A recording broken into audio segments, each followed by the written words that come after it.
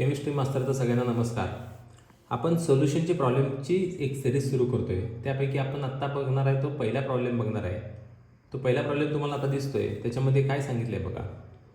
5 gram of a substance with a molecular weight 200 is dissolved in 50 gram of a solvent with a molecular weight 60 and a vapour pressure of 400 mm of Hg. Find the vapour pressure of the solution. मग आपल्याला सुरुवातीला काय करावं लागेल तर given लिहावं लागेल. मग गिवनमध्ये आपण काय काय लिहिणार आहे समजून घ्या. तर याच्यामध्ये दोन व्हॅल्यू ह्या ग्रॅमवाल्या आहेत. ती कोणती तर ही 5 ग्रॅम एक आहे आणि 50 ग्रॅम एक आहे. ग्रॅम ह्याच्यावर आपल्याला काय समजतं तर एक आहे ती व्हॅल्यू 50 ग्रॅमवाली आहे, दुसरी व्हॅल्यू आहे ती 5 ग्रॅमवाली आहे. मग हे दोन्ही पण मास आहेत. आपल्याला माहीत आहे की जे जास्त मास असते ते मास ऑफ सॉल्वंट असते, जे कमी असते ते मास ऑफ सोल्यूट असते. सॉल्वंटसाठी 1 नंबर द्यायचा, सोल्यूटसाठी 2 नंबर द्यायचा वेट. आता आपल्याला मोलार मास पण त्यांनी दिलेत.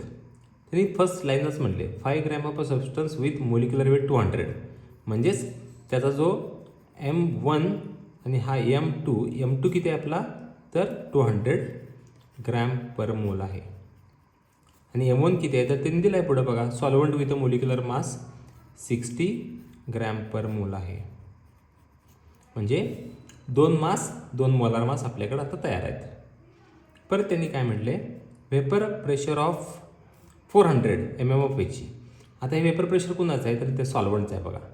Solvent with a molecular weight and vapour pressure असं म्हटले ना.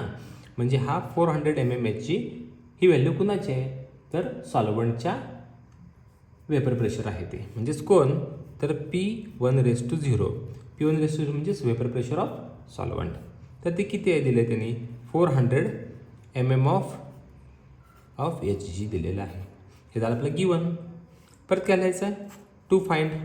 काय फाइंड आउट करायचं आपल्याला फाइंड आउट करायचं आहे व्हेपर प्रेशर ऑफ सोल्युशन. म्हणजेच काय तर P = परत फॉर्म्युला काय येणार आहे तर बघा. पहिला फॉर्म्युला जो येणार आहे तो आपल्याला पहिल्यांदा डेल्टा P काढावा लागेल. दोन व्हेपर प्रेशरमधला डिफरन्स काढावा लागेल. म्हणजेच कोण डेल्टा P काय फॉर्म्युला असणार आपला P1:0 W2 M1 upon M2 W1. हा पहिला फॉर्म्युला आहे. आणि दुसरा फॉर्म्युला काय वापरायला लागणार आपल्याला बघा बरं. डेल्टा P म्हणजेच लोअरिंग ऑफ व्हेपर प्रेशरचा फॉर्म्युला P1:0 - P.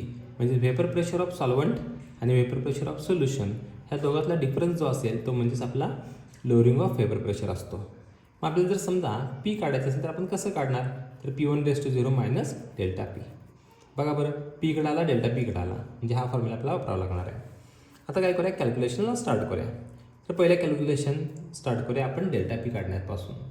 P1:0 किती आहे आपल्याला सांगा बरं. P1:0 आहे तो आपला आहे 400 mm of Hg into W2 किती आहे बघा बरं 5 ग्रॅम इंटू M1 किती आहे बघा बरं 60 ग्रॅम पर मोल आहे.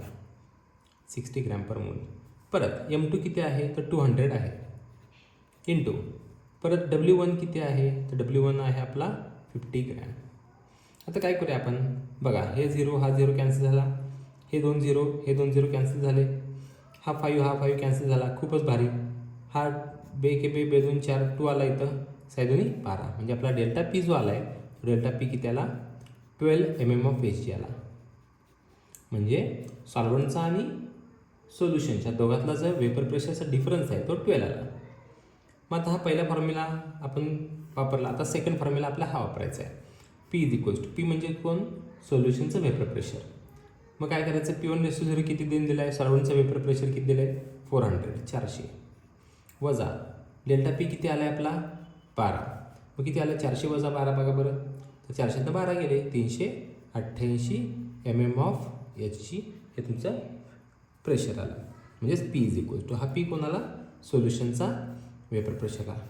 इथं लिहायचं खाली the vapour pressure of solution is 388 mm of Hg. एवढाच प्रॉब्लेम आहे. थँक्यू.